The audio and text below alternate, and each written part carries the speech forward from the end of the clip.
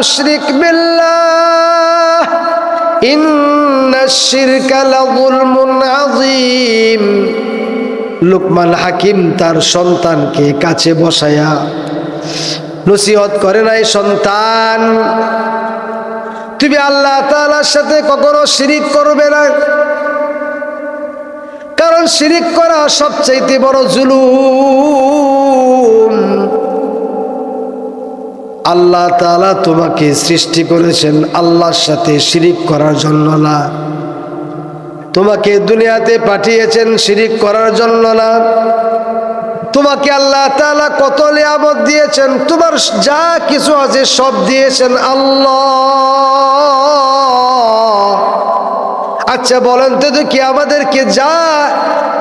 আমাদের কাছে যা কিছু আছে সব দিয়েছেন কে? বলেন তো দেখি, বলেন কে দিয়েছেন? কে? আল্লাহ। আমাদের হায়াত দিয়েছেন কে? আমাদের জীবন দিয়েছেন কে? এত বড় করেছেন কে? আমাদেরকে সব কিছু দিয়েছেন আল্লাহ। লুকমান হাকিম তার সন্তানকে বলে, আয় সন্তান, ইয়া বুনাইয়া লা তুশরিক বিল্লাহ, আয় সন্তান, তোমাকে আল্লাহ তাআলা একটা জীবন দিয়েছেন, তুমি কখনো আল্লাহর সাথে শিরিক করবা না, শরীক করবা না। ওই সময় লুকমান হাকিমের সন্তান মুশরিক ছিল, যার কারণে এত নসিহত করেছেন, এত নসিহত করেছেন। কিতাবের মধ্যে পাওয়া যায় তার সন্তানটা মুশরিক হয়ে গিয়েছিল, আর লুকমান হাকিম প্রতিদিন নসিহত করতেন। কিতাবের মধ্যে পাওয়া যায় লুকমান হাকিমের কাছে একটা ব্যাগ ছিল, ব্যাগের মধ্যে ব্যাগ ভর্তি সরিষার দানা ছিল। একটা নসিহত করতেন, একটা সরিষার দানা ব্যাগ থেকে সরাইতেন। এত নসিহত করছেন, নসিহত করতে করতে ব্যাগের সব সরিষার দানাগুলো শেষ হয়ে যায়। আল্লাহ তাআলা দোয়া শিখাইছেন, তাদেরকে কোনো কষ্ট দিবা না, তাদেরকে উফ শব্দ বলার কষ্ট দিবা না, তাদেরকে ধমক দিয়ে কথা বলবা না। ওয়ালা তানহারহুমা ওয়া কুল লাহুমা কাওলান কারীমা,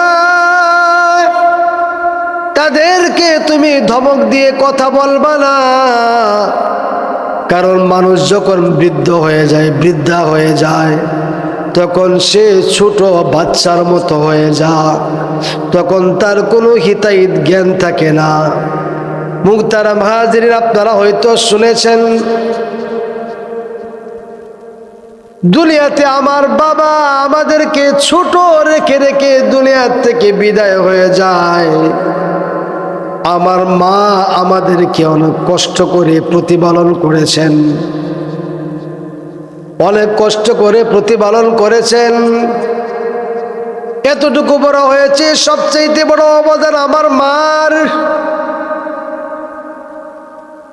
এই পৃথিবীর মধ্যে সবচাইতে বেশি মুহাব্বত, সবচাইতে বেশি মুহাব্বত করতেন আমার মা আমাকে। এই যে পড়াশোনা করলাম সবটাই মার অবদান। সংসারের এমন হাল অবস্থা, তারপরেও কোনোদিন বলেন নাই তুই পড়ালেখা ছেড়ে দে। মা বলছে তুই পড়, পড়তে পড়তে বড় আলেম হ। মার বড় আশা সন্তান বড় আলেম হবে, এটা মায়ের জন্য বড় গর্ব ছিল। এই জন্য মা বলতেন তুই পড়তে থাক। পড়তে পড়তে বড় হয়েছি, এখন উপার্জন করার সময় হয়েছে, মাকে একটু খেদমত করার মতো সুযোগ হয়েছিল। আপনারা হয়তো বা অনেকেই শুনেছেন আমার মা গত শুক্রবারে ইন্তেকাল করেছেন।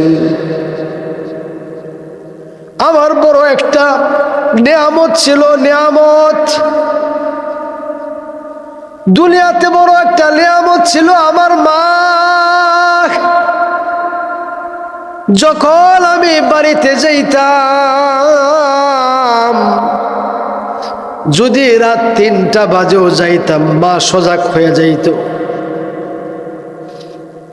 মা ঘর থেকে ঘুম থেকে উঠে আসতেন আর বলতেন, বাবা তুই যে এত রাত্রে আসলি, তোর বুঝি কষ্ট হয় নাই?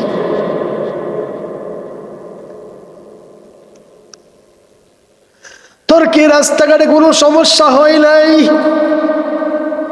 গাড়ি ঘোড়া কি কোনো সমস্যা হয় নাই?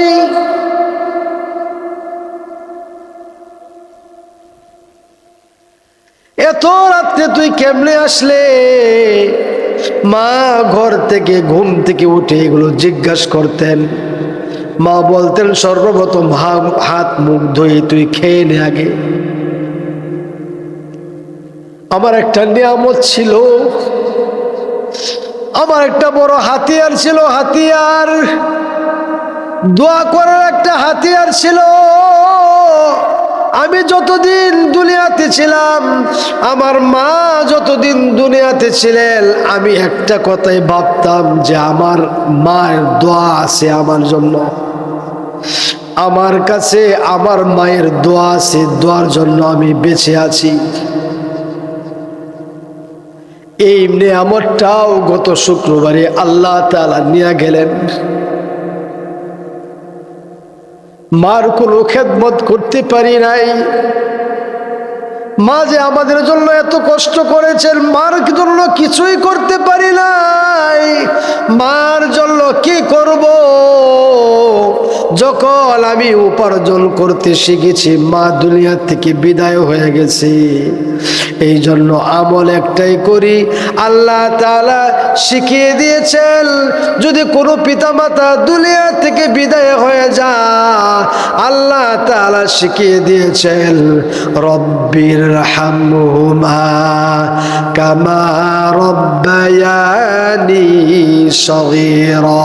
সকলে পড়ুন, রব্বির হামহুমা কামা রব্বায়ানি সগীরা।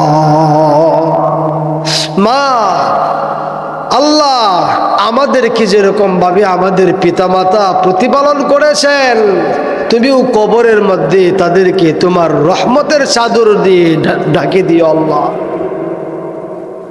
এই জন্য পিতামাতার সাথে খেদমত করা, পিতামাতার খেদমত করা, তাদের সাথে ভালো আচরণ করা। পিতামাতার সাথে যদি বেয়াদবি হয়ে যায়, সাথে সাথে ক্ষমা চাওয়া। মা বাবার কাছে ক্ষমা চাইলে মা খুশি হয়। মা খুশি হইয়া ছেলে সন্তানের তার সব অপরাধকে ক্ষমা করে দেয়। এই জন্য পিতামাতা যাদের দুনিয়াতে আছে, মনে রাখবেন সবচাইতে বড় নিয়ামত। আপনি বুঝবেন যখন আপনার পিতামাতা দুনিয়াতে থাকবে না, আপনি বুঝবেন তখন পিতামাতার কদর কি ছিল।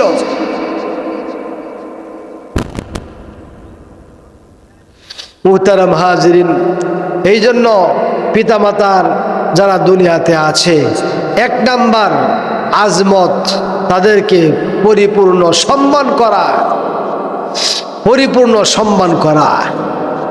2 নাম্বার মোহাব্বত, তাদেরকে ভালোবাসা, তাদেরকে ভালোবাসা, সর্বোচ্চ ভালোবাসা। খেদমত, তাদের সেবা করা, তাদের প্রয়োজন পূরণ করা, নিজের সাধ্য অনুযায়ী। আমার যা আছে, যতটুকু আছে, অতটুকু দিয়ে আমি তাদেরকে খেদমত করব, খোঁজ খবর নিব। আমার মা বাবা কি খেতে চায়, অল্প হলেও তাদের সামনে নিয়ে দিব। এটা মা বাবা দেখার পর একটা দোয়া করবে, মনে যায় শান্তি পাবে। এইটাই সন্তানের জন্য বড় দোয়া। আরেকটা হলো অনুসরণ করা, তাদের কথা মানা, যদি আমল হয় কথা মানা। এখন তো আমরা আমাদের সন্তানদেরকেও ঠিকমতো তাদেরকে যে উপদেশ দিব, নসিহত করব, এইটাও করি না। সন্তানের কথা মানে না। আমরা কি করি?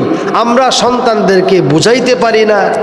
আমরা আমাদের সন্তানকে কতবার বুঝিয়েছি, কয়বার নসিহত করেছি। হযরত লুকমান হাকিম আল্লাহ তাআলার কাছে এত প্রিয় ছিলেন। লুকমান হাকিম আল্লাহ তাআলার এত প্রিয় পাত্র ছিলেন, এই জন্য খুশি হইয়া লুকমান নামে একটা সূরা অবতীর্ণ করছেন। মুসলমান ভাইয়েরা রে আমার, আমরা আমাদের সন্তানদেরকে নসিহত করি না, উপদেশ দেই না,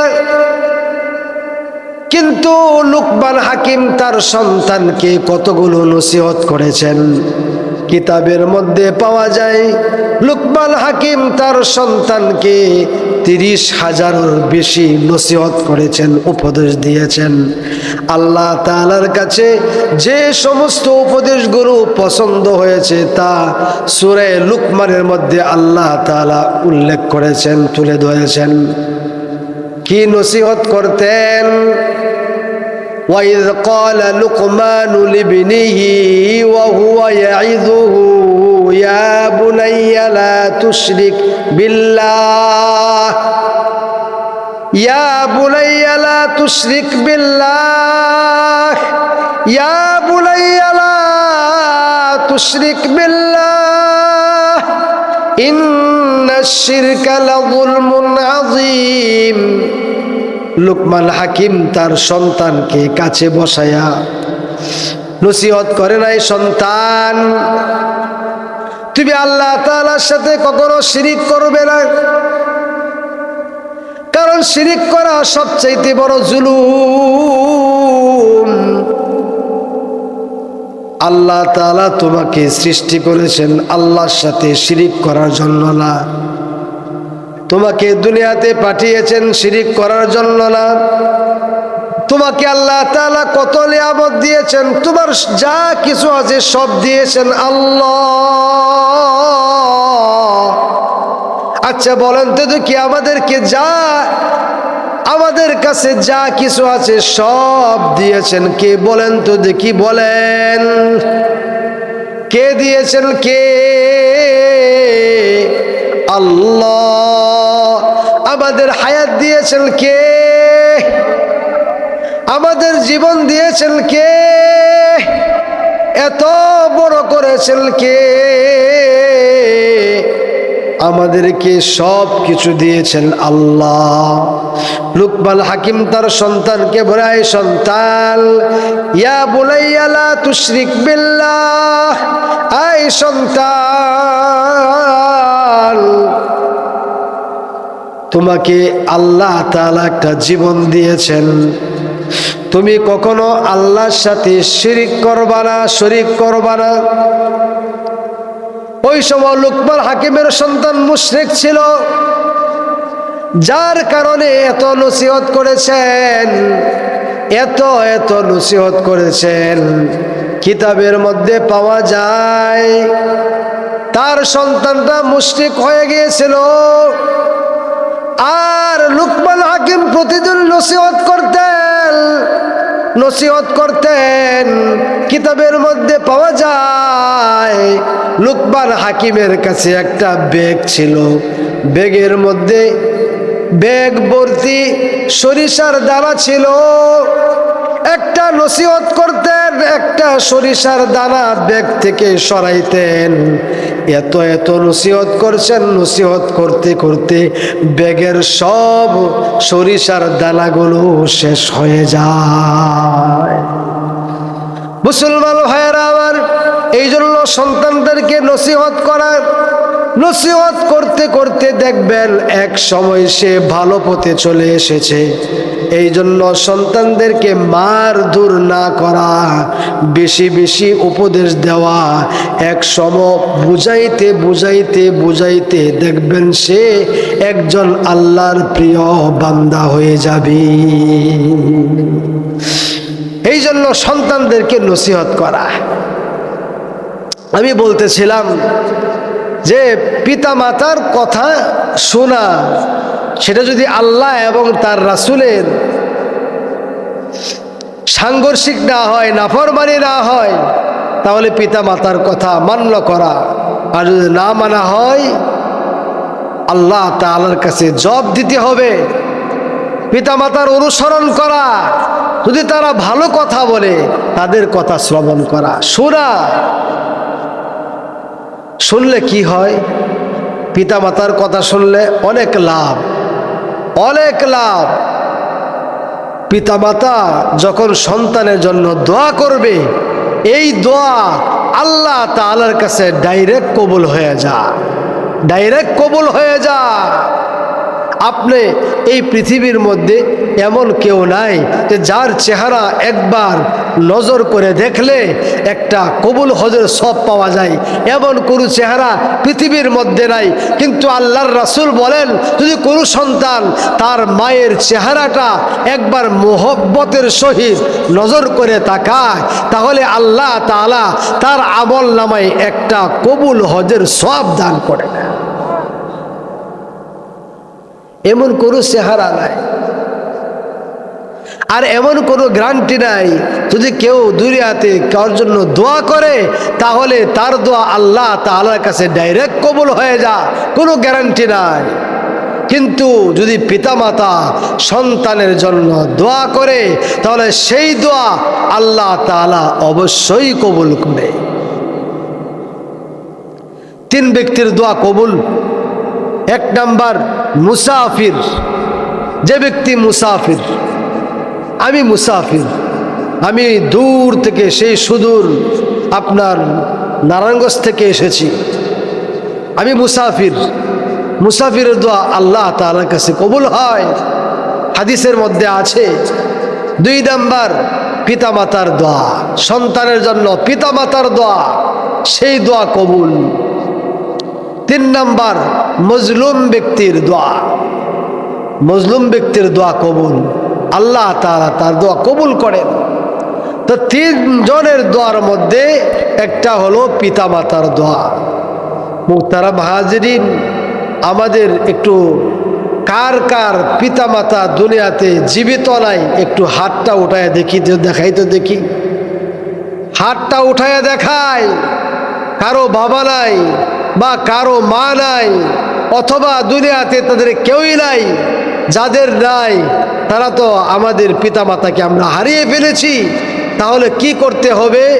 1 নাম্বার কাজ হলো নামাজ পড়ে তাদের জন্য দোয়া করা। যে দোয়া আল্লাহ তাআলা শিখিয়েছেন সেই দোয়া করা, রব্বির হামহুমা কামা রব্বায়ানি সগীরা। 2 নাম্বার, আমাদের পিতা মাতার সাথে দুনিয়াতে যাদের সম্পর্ক ছিল, চাচা, বাপের সাথে সম্পর্ক, চাচা, মামা, এই ধরনের যাদের সাথে সম্পর্ক ছিল, মায়ের সাথে যাদের সম্পর্ক ছিল, তাদেরকে মোহাব্বত করব। তাদেরকে মোহাব্বত করে ভালোবাসলে মা বাবার আত্মা শান্তি পায়, কবরে মা বাবার আত্মা শান্তি পায়। মাঝে মধ্যে তাদেরকে হাদিয়া দিব, কোনো খাবার হোক, সেটা 50 টাকা দামের হোক, তাহলেও পিতামাতার কবরে পিতামাতা শান্তি পায়। বাপ মার নামে মাঝে মধ্যে দান খয়রাত করব, সাদাকা করব, ইনশাআল্লাহ করব তো, ইনশাআল্লাহ করব তো, ইনশাআল্লাহ। আর যাদের পিতামাতা জীবিত আছে, বড় নিয়ামত, আপনাদের জন্য বড় নিয়ামত। এই নিয়ামতের কদর করবেন, এই নিয়ামতের কদর করা চাই, কদর করা চাই। আল্লাহ তাআলা যেন আমাদের আজকের এই কথাগুলো, পিতামাতার খেদমত করা, আমরা যেন যে সমস্ত পিতামাতা জীবিত আছে তাদেরকে খেদমত করতে পারি। আর যে সমস্ত পিতামাতা জীবিত নাই, আল্লাহ তাআলা যেন তাদেরকে জান্নাতুল ফিরদাউস নসিব করেন। সকলে বলুন আমিন। মাজিদ। اللهم بارك على محمد وعلى آل محمد كما باركت على إبراهيم وعلى آل إبراهيم إنك حميد مجيد. الحمد لله رب العالمين، والصلاة والسلام على سيد الأنبياء والمرسلين محمد وعلى آله وأصحابه أجمعين.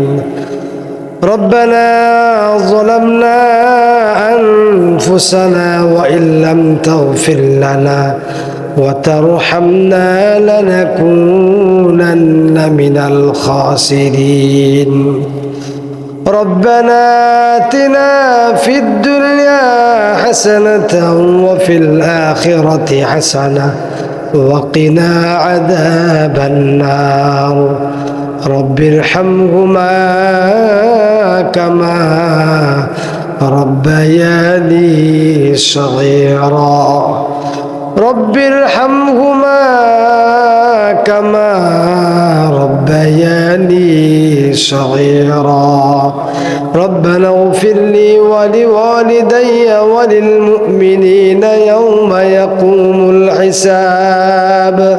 اللهم إنا نسألك الجنة ونعوذ بك من النار. রব্বুল আলামিন সন্ধ্যা থেকে অর্ধ রজনী পর্যন্ত তোমার বান্দা বান্দিরা তোমার কথা শ্রবণ করেছে। আল্লাহ রব্বুল আলামিন মেহেরবানি করে আজকের এই মাহফিলের আলোচনাকে কবুল আর মঞ্জুর করে নাও। রব্বুল আলামিন পর্দার আড়ালের মা ও বোনেরাও শ্রবণ করেছেন। আল্লাহ যুবক ভাইয়েরাও শ্রবণ করেছেন। আল্লাহ রব্বুল আলামিন বৃদ্ধ বাবারাও শরীক হয়েছেন। আল্লাহ মেহেরবানি করে প্রত্যেকের আমলকে কবুল আর মঞ্জুর করে নাও।